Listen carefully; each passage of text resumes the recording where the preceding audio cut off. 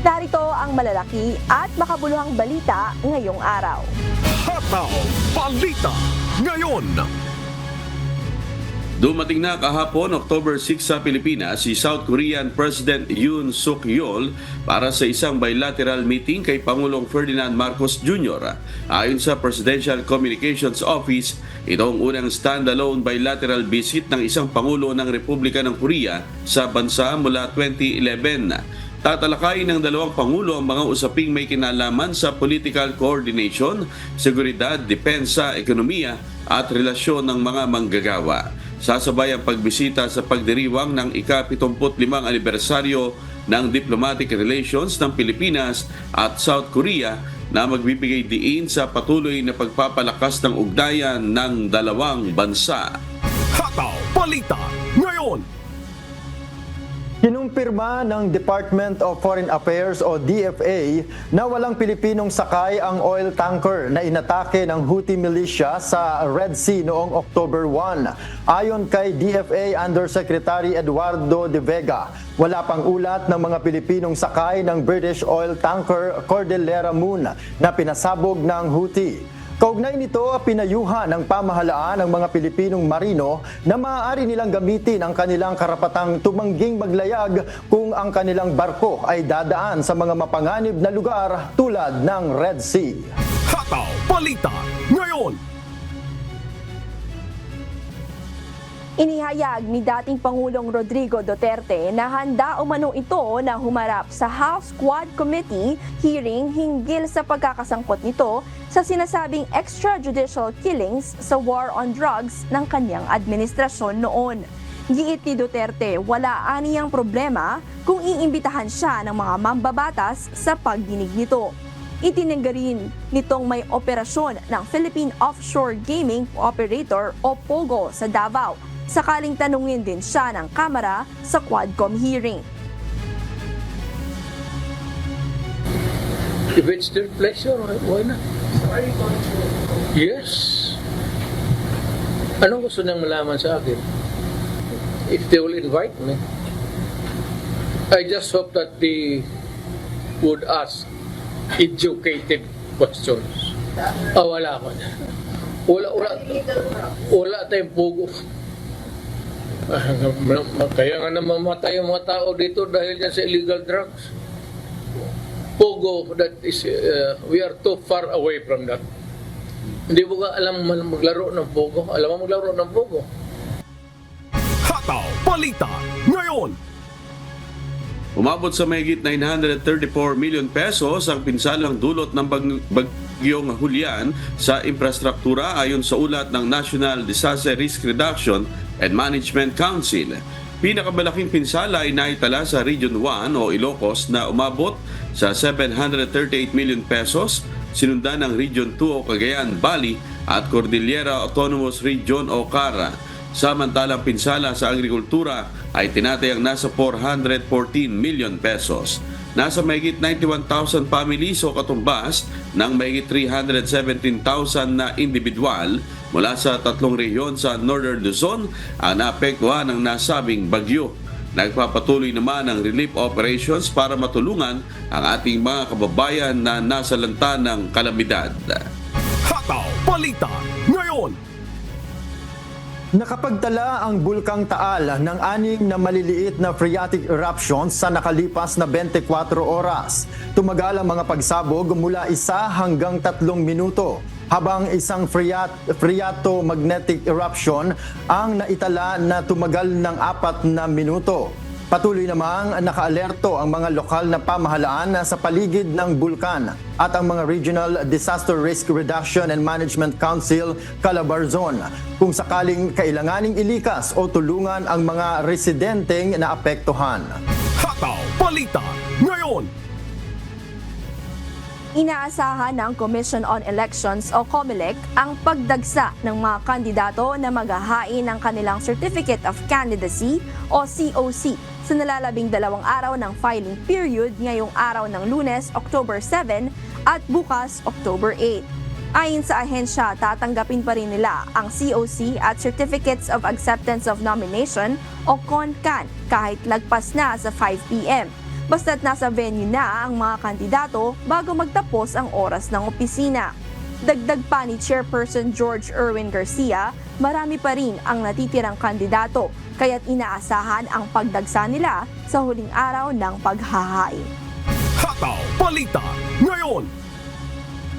Sa nakalipas na 6 na araw ng Certificate of Candidacy o COC filing ng Commission on Elections o COMELEC sa national positions, mabot na sa 78 ang senatorial aspirants na nakapaghain na ng kanilang kandidatura. Kasama sa mga pinakahuling naghain ng COC kahapon, si ACT-CIS Representative Erwin Tulfo, re-electionist Pia Cayetano at singer-writer Jimmy Bondok ng PDP Laban. Samantala, mayroon ng 87 party list group ang nakapagsumiti na ng kanilang Certificate of Nomination, Certificate of Acceptance o CONCAN matapos makapaghain kahapon ng 14 na grupo kabilang ang Tupad, Pusong Pinoy Party List at ACT Teachers Party List. Hataw Balita ngayon. Muling nilinaw ng Commission on Election na tatanggapin nila ang Certificate of Candidacy o COC ni dismissed Mayor Alice Go sakaling maghain ito ng kandidatura. Pero madidisqualify din ito maliban na lang kung makakakuha siya ng Temporary Restraining Order o TRO. Ayon kay COMELEC Chairman George Garcia, ang perpetual disqualification mula sa Ombudsman ay isa sa kanilang magiging batayan para i-disqualify ang dating alkalde. Nauna nang sinabi ng mga abogado ni Go na sa kabila ng mga kaso nito ay plano pa rin itong maghain ng COC sa huling araw ng filing sa Martes, October 8. Hataw Balita ngayon. Inalis na ng Philippine National Police sa pwesto si Police Colonel Roland Villela, dating asawa ni PCSO General Manager Royina Garma at dating nakatalaga sa PNP Information Technology and Management Service. Gayon din si Sergeant Jeremy Kausapin alias Tops na dating nakatalaga sa CIDG at naging Police Security Detail ni Garma. Sila ay kasama sa 4 na pulis na iimbestigahan ng PNP kaugnay ng pagpaslang kay dating PCSO Board Secretary Wesley Barayuga. Nauna nang inalis sa pwesto sina dating Mandaluyong Chief of Police Colonel Hector Grijaldo at Police Lieutenant Colonel Santi Mendoza dahil na rin sa naturang kaso.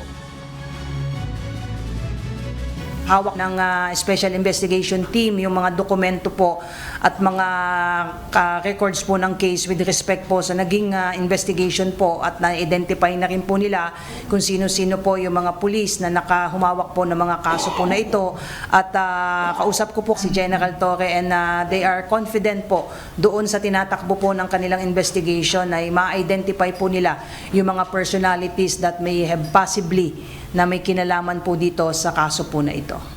Hataw Balita ngayon. Bad news po para sa mga motorista dahil magkakaroon pong muli ng paggalaw sa presyo ng mga produktong petrolyo ang mga kumpanya ng langis bukas araw ng Martes, October 8. Patay po sa inisyal na pagtaya ng mga oil company, maaaring tumaas ng piso hanggang piso at 20 sentimos ang presyo ng kada litro ng diesel. Posible namang walang mangyaring paggalaw o kaya'y magkaroon ng 10 sentimos na rollback ang kada litro ng gasolina. Samantala sa kerosene, inaasahan na tataas ng 60 sentimos hanggang 80 sentimos sa kada litro nito. Mamaya po i-aanunsyo ng mga kumpanya ng langis ang final price adjustment na ipatutupad nila bukas. Hataw Balita ngayon. Epektibo sa October 9, Miyerkules, magsisilbi na ang pangalawang pinakamataas na opisyal ng Philippine National Police, si Major General Jose Melencio Nartates Jr. Papalitan niya si Lieutenant General Emmanuel Peralta na nagretiro noong nakaraang Agosto. Samantala, si Major General Sidney Hernia na kasalukuyang hepe ng Directorate and Personnel and Records Management ang hahalili kay Nartates bilang Director ng National Capital Region Police Office o NCRPO. Hataw Balita ngayon.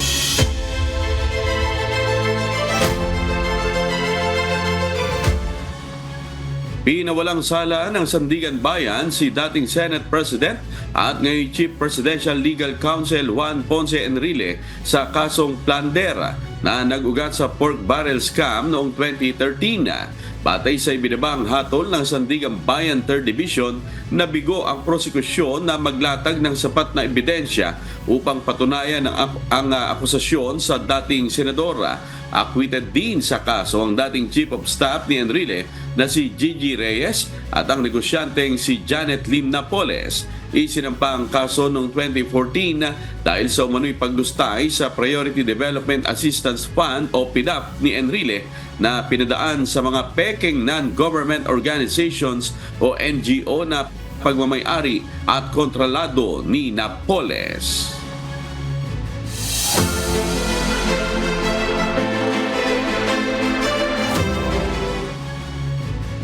Inaasahang maghahain ng Certificate of Candidacy o COC si dating Pangulong Rodrigo Duterte kasama ang kanyang anak na si Davao City Mayor Baste Duterte bago matapos ang COC filing sa October 8. Si Marisol Montaño humahataw.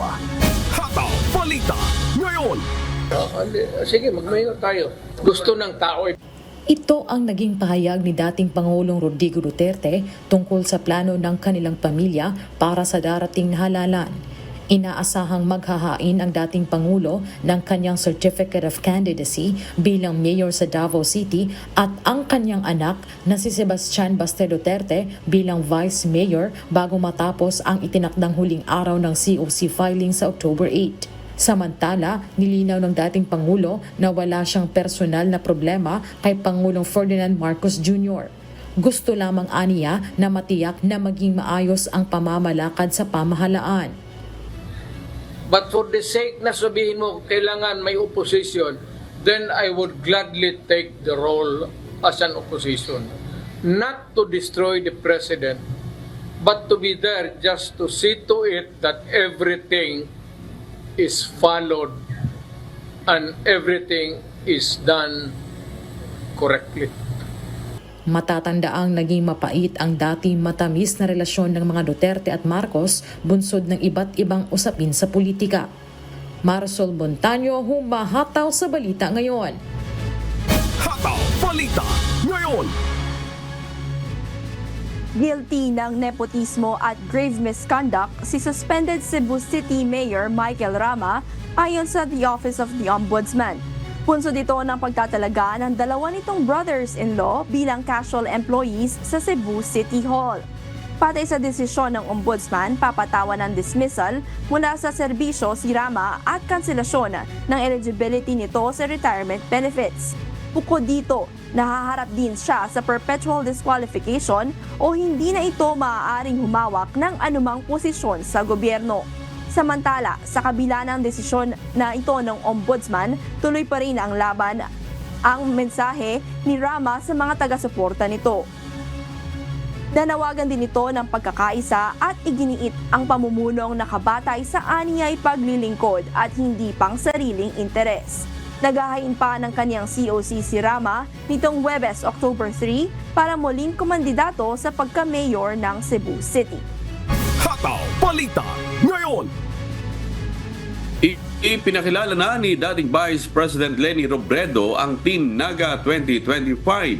Sa kanyang ex-post, makikita ang isang larawan na binubuo ng mga makakasama ni Robredo sa kanyang pagkandidato bilang susunod na mayor ng Naga City.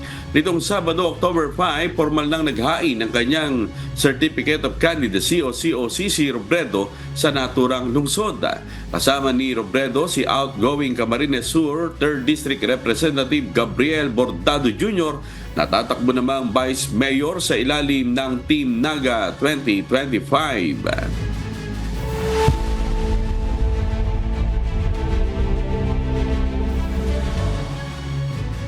Hinimok ni Canadian Prime Minister Justin Trudeau ang mga Canadian na nasa Lebanon na lumikas sakay ng mga charter plane habang lumalala ang krisis sa bansa. Mula sa Grand Prairie, Canada, may humahataw na balita si Jeffrey Reyes live. Hataw Balita ngayon. Jeffrey, ilan na ba ang nag-sign up para sa charter flight ng Canada? Yes, magandang araw, Noel. Mayroon na nasa 6,000 Canadian o nasa 30% ang nag-sign up para sa special flights na inorganisa ng bansa. Ayon kay Foreign Minister Melanie Joly, nasa 45,000 Canadians ang naninirahan sa Lebanon at nasa 20,000 ang nakarehistro sa programang Re-Registrations of Canadian Abroad. Puspusa ng pagsisikap ng Canada na ilikas ang kanilang mga mamamayan mula sa Lebanon kasunod nga ng mga babala ng Israel sa higit 20 bayan ng bansa na lumikas habang nagpapatuloy ang opensiba ng militar ng Israel laban sa Hezbollah. Sa kasalukuyan, higit 1,000 Canadian na ang nailikas sa gitna ng lumalalang hidwaan sa rehiyon. Noel, sa kabila ng inilaan na flights ay para sa Canadian, marami pang hindi napupunan kaya inalok din ang upuan sa mga mamamayan ng Australia, New Zealand, Estados Unidos at iba pang bansa sa Europa. Balik sa iyo, Noel. Yes, Jeffrey, malaki rin pala yung bilang, pero meron bang mga financial assistance din na ibibigay ang gobyerno ng Canada dun sa mga walang kakayahan na magbayad ng kanilang pamasahe sa eroplano gaya ng mga hindi nakaabot sa mga charter flight? Noel, ayon kay Foreign Minister Melanie Joly, maaaring makakuha ng loan ang mga ito mula sa Global Affairs Canada Consular Program. Noel? Alright, maraming salamat sa update, Jeffrey Reyes mula sa Grand Prairie, Canada. Hataw Balita ngayon. Nagdudulot ng panganib sa ekonomiya ang paglala ng sitwasyon sa gitnang silangan, ayon sa mga eksperto. Mula sa Toronto, Canada, may humahataw na balita si Sheila Reyes, live. Hataw Balita ngayon. Sheila, paano makakaapekto ang lumalawak na gyera sa global economy? Leia, ayon kay Amit Kaya mula sa United Kingdom National Institute of Economic and Social Research, ang kasalukuyang sitwasyon sa Middle East ay nagpapahirap sa pagkontrol ng inflation at maaaring magpababa ng pandaigdigang gross domestic product o GDP growth. May malaking epekto rin ang gyera sa international supply chains habang humaharap pa ang Estados Unidos sa epekto ng Hurricane Helene, samantalang may pagbagal naman sa ekonomiya ng China. Ayon naman kay Asaf Razin, isang professor emeritus sa The Etienne Berglas School of Economics sa Tel Aviv University, nagdulot ng kawalang kumpiyansa sa mga namumuhunan ang kawalan ng tiyak na katapusan ng gyera. Idinagdag niya na magiging mahirap na kontrolin ang tumataas na inflation habang pinapanatili ang kaayusan sa ekonomiya. Balik sa iyo, Leia. O Sheila, paano naman, ano naman ang sabi ng mga eksperto tungkol sa gyera, epekto ng gyera dito sa United States? Leia, ayon kay Oliver Allen, isang senior economist sa Pantheon Macroeconomics, ang gyera ay less of a worry sa Estados Unidos. Ang pagtaas ng oil prices ay maaaring makaapekto sa inflation, ngunit ang US ay isang net energy exporter, kung kaya't magiging maliit o trivial lamang ang epekto nito sa income at economic activity sa bansa. Leia. Alright, salamat Sheila mula sa Toronto, Canada. Hataw Balita ngayon. Balik na sa pangangampanya si presidential candidate Donald Trump sa Butler, Pennsylvania, kung saan naganap ang tangkang pag-assassinate sa dating Pangulo noong Hulyo. Ito ang humahataw na balita ni Kat Carriedo. Hataw Balita ngayon. Muling nagsalita si dating United States President Donald Trump sa Butler Farm Showgrounds, kung saan halos 3 buwan na ang nakalipas nang mabaril siya sa tainga ng isang gunman. Pumatay na isang rally attendee at nasugatan ang 2 pa. Ayon kay Trump, parang isang unfinished business ang kanyang pagbisita sa Butler, kaya't sinikap niyang makabalik doon. Bagamat nagbalik sa lugar ng pamamaril, sinabi ni Trump na naging iba ang rally nitong Sabado. Mas mahigpit ang seguridad sa lugar maging sa mga gusali na malapit sa rally venue. May ballistic glass din sa entablado upang protektahan si Trump habang nagbibigay ng talumpati.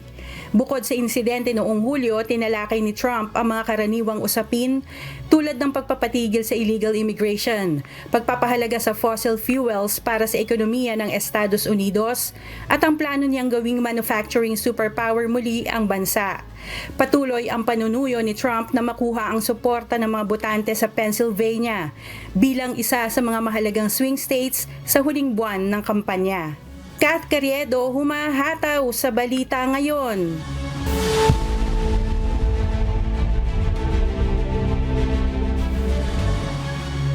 Pansamantalang sinuspinde ng hindi bababa sa 4 na ospital sa Lebanon ang kanilang operasyon bilang tugon sa mga pag-atake ng Israel. Ayon sa World Health Organization, nagdulot ang 2 linggong pag-atake ng Israel ng pagsasara ng hindi bababa sa 37 pasilidad at pagkamatay ng maraming medical staff.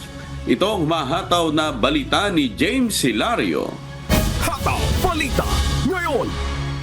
Hindi bababa sa 4 na ospital sa Lebanon ang pansamantalang nagsara noong October 4 bilang resulta ng mga pag-atake ng Israel na nagdulot ng pagkamatay ng 11 paramedic sa nakaraang 24 na oras. Ayon kay Dr. Mones Kalakis, direktor ng Marjayon Government Hospital sa Southern Lebanon, napilitan silang isara ang ospital matapos tamaan ng pambobomba ang kanilang 2 ambulansya na ikinamatay ng 7 paramedics. Sinabi naman ni Dr. Shoshana Mazraani, Emergency Director ng ospital, 20 doktor na lamang ang natitira mula sa karaniwang 120 staff. Hindi lamang limitado ang mga pag-atake sa mga healthcare facilities sa timog ng Lebanon. Tinamaan din ng Israel ang isang medical center sa Central Beirut na pag-aari ng Hezbollah-linked Islamic Health Organization noong Huwebes na nagresulta sa pagkamatay ng 9 at pagkasugat ng 14 na katao.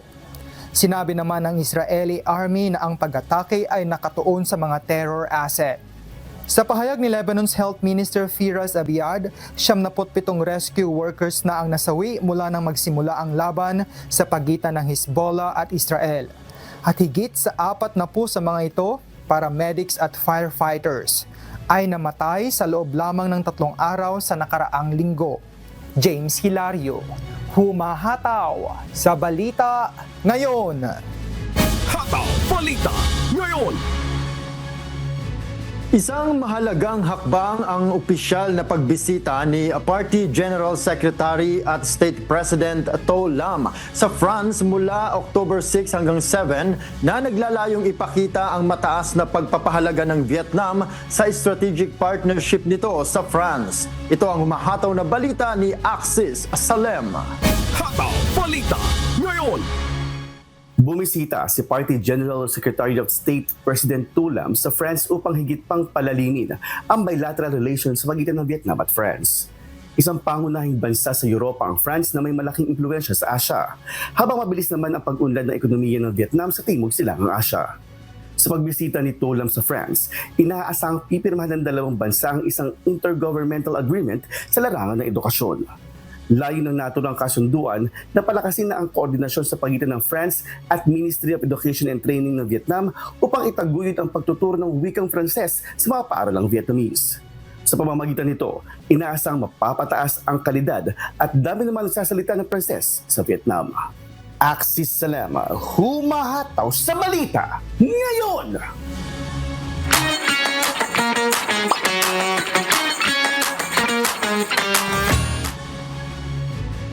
Magkakaroon ng dialogue with Filipinos sa the Netherlands sa October 10. Samantala, magsasagawa naman ng workshop tungkol sa e-commerce at affiliate marketing para sa mga kababayan natin sa Spain. Ito ang humahataw na balita ni Lynn Perez. Hataw Balita ngayon. What's up, kabayan? Sarado ang Philippine Embassy sa Spain sa October 10 bilang pagdiriwang sa 77th anniversary ng Philippine-Spain diplomatic relations. Muli magbubukas sa publiko ang embahada sa October 11. Iniimbitahan naman ng mga kababayan natin sa the Netherlands na dumalo sa isang dialogue at consultation sa mga miyembro ng Philippine House of Representative Committees on Government Reorganization and Overseas Workers Affairs. Gaganapin ito sa October 10 alas 4:30 hanggang alas 6:40 ng gabi sa Kalayaan Hall ng Philippine Embassy sa Hague. Sa mga interesadong dumalo, mag-register lamang sa link at pag-scan sa QR code na matatagpuan sa official Facebook page ng Embahada sa facebook.com/PH in the Netherlands. Magsasagawa naman ng mobile consular mission sa Udine, Italy sa October 13. Bibigyan ng prioridad na may mga kumpirmadong appointment. Maaaring kumuha nito sa link qr.me/serbisyonlinggo or scan ang QR code na matatagpuan sa official Facebook page ng Philippine Consulate sa Milan sa facebook.com/PHL in Milan. Samantala, iniimbitahan naman ang mga kababayan natin sa Spain at mga karatig lugar sa isang workshop tungkol sa e-commerce at affiliate marketing. Gaganapin ito sa October 27, alas 10 hanggang alas 12 ng tanghali sa Migrant Workers Office sa Madrid. Magiging bukas ang aktibidad sa lahat ng Active Overseas Workers Welfare Administration or OWA members. Sa mga interesadong dumalo, mag-register lamang sa link na matatagpuan sa official Facebook page ng OWA Madrid sa facebook.com/OWA Madrid. Lynn Perez, sumahataw sa Balita Ngayon.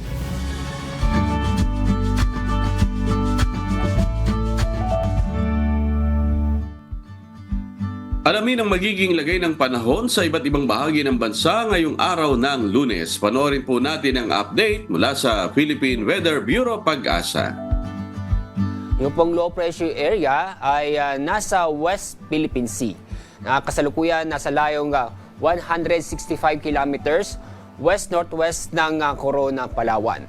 Base sa ating data at analysis ng ating binabantayang low pressure area, mababa ang tsansa na ito'y maging bagyo. Itong LPA ay nakapaloob sa ITGC o Intertropical Convergence Zone. Itong ITGC ay naapektuhan ang malaki pong bahagi po ng ating bansa. Samantala, inyong mapapansin, may isang bagyo na sa labas po ng ating Philippine Area of Responsibility at kasalukuyan. Isa siyang tropical depression na sa layong 2,540 kilometers silangan ng extreme northern Luzon. Ang lakas ng hangin malapit sa gitna nito ay umaabot sa 55 kilometers per hour. Malabo itong pumasok sa ating Philippine Area of Responsibility dahil inaasahan po natin ang pagkilos ito ay pahilaga. Walang gale warning dahil inaasahan po natin ang taas ng alon ay aabot ng halos 3 metro. Kaya safe naman pong pumalaot ang ating mga kababayan, lalo po yung gumagamit po ng maliliit na sasakyang pandagat. Ang araw po nga sisikat mamaya pong 5:46 ng umaga, ang araw lulubog sa ganap na 5:41 ng hapon. At napanood po natin ang update mula kay Pag-asa Weather Specialist Alzar Aurelio. Tandaan, sa bawat araw na ating nasisilayan, tayo magpasalamat sa Diyos na may lalang.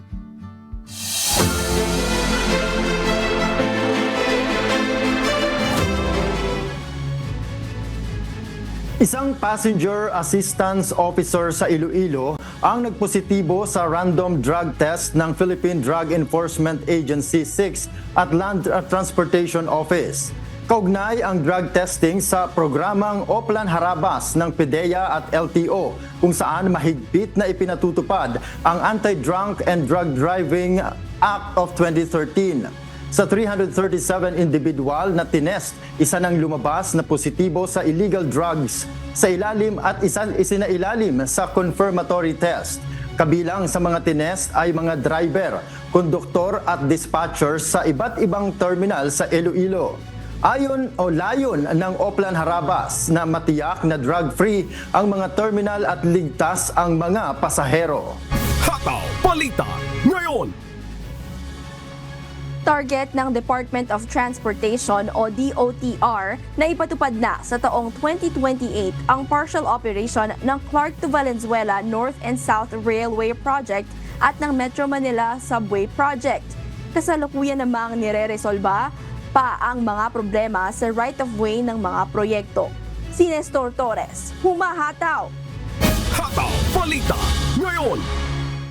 Inaasahan ng Department of Transportation o DOTR na sa taong 2028 ay sisimulan na ang partial operation ng North and South Commuter Railway Project sa bahagi ng Clark to Valenzuela, habang sa taong 2030 naman ay target na matapos ang proyekto hanggang Calamba. Ang nasabing Clark to Calamba NSCR project ay tinatayang may kabuang halaga na 800 billion pesos.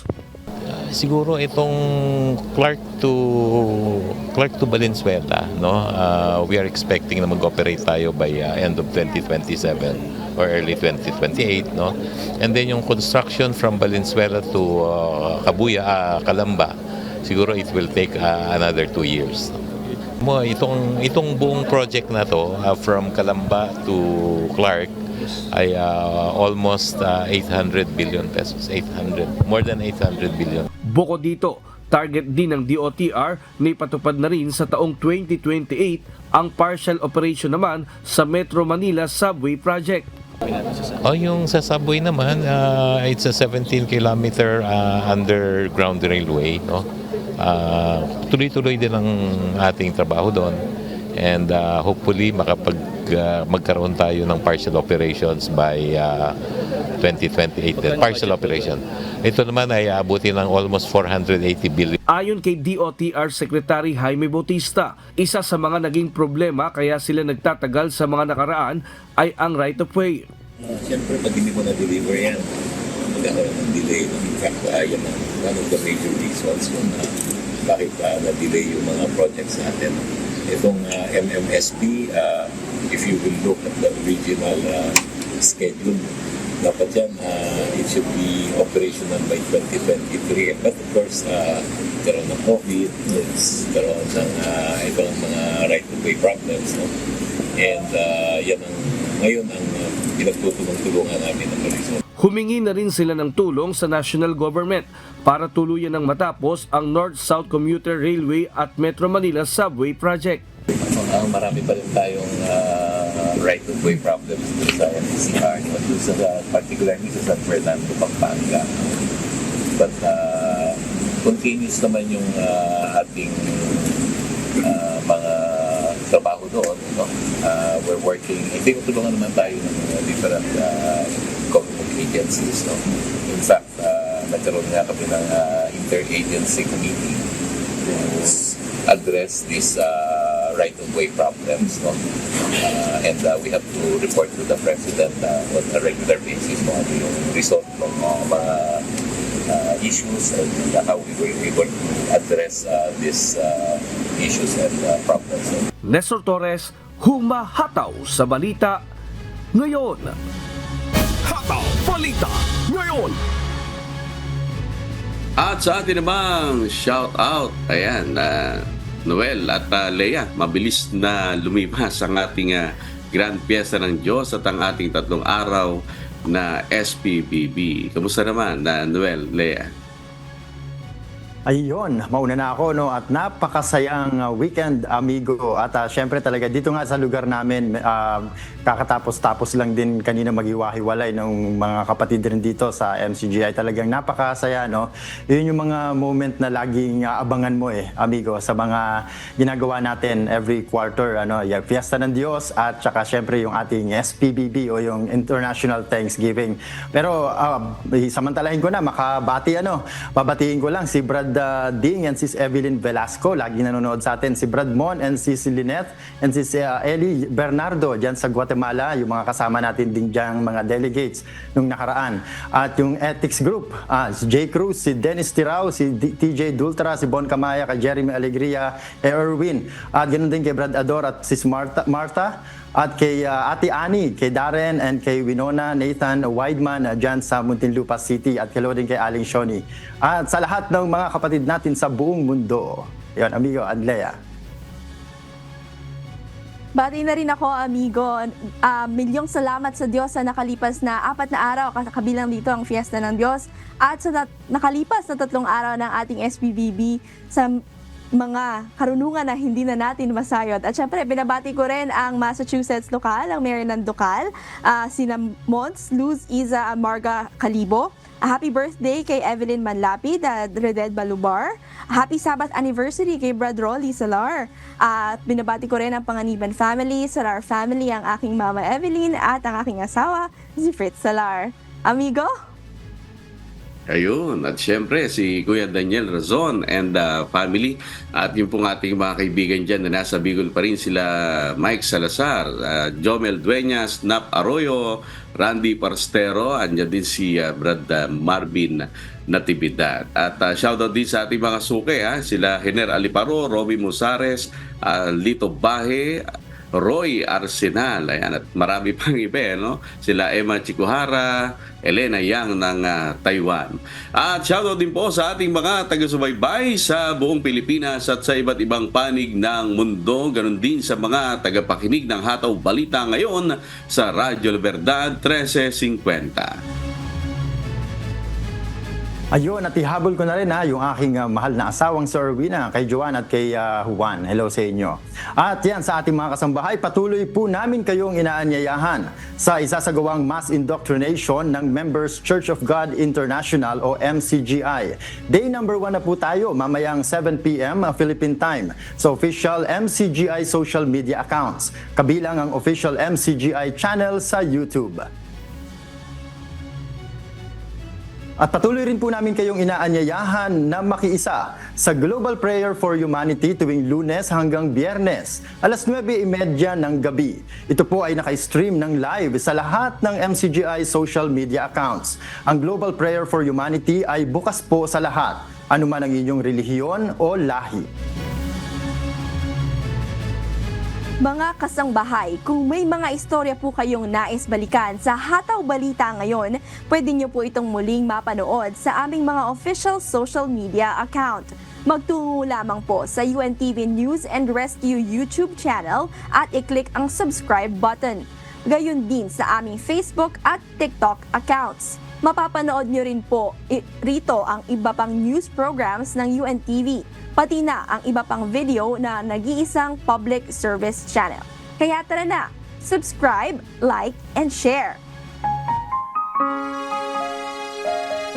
At sa aming ibabahaging mga salita ng Diyos na ating sandigan, mula sa Juan Kapitulo 15, talatang 12. Ito ang aking utos, na kayo'y mag-ibigan sa isa't isa, na gaya ng pag-ibig ko sa inyo.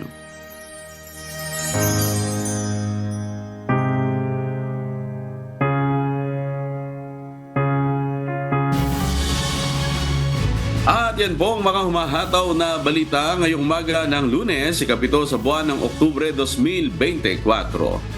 Sa ngalan po ng lahat ng bumubuo ng UNTV News and Rescue, UNTV Radyo La Verdad 1350 at ang ating mga correspondent mula Luzon, Visayas at Mindanao. Mula po rito sa Pilipinas, ako po ang inyong amigo Sherwin Kulubong. At yan po ang mga humahataw na balita sa iba't ibang panig ng mundo ngayong Monday morning, October 7, 2024. At mula po rito sa Edmonton, Canada, ako po si Noel Poliarco. At mula naman dito sa Maryland, USA, ako si Lea Salar. At dito sa UNTV at UNTV Radyo La Verdad 1350, Diyos ang aming sandigan, serbisyo publiko ang aming pinahahalagahan. Susunod na po ang Good Morning Kuya. Salamat po sa Diyos at magandang umaga.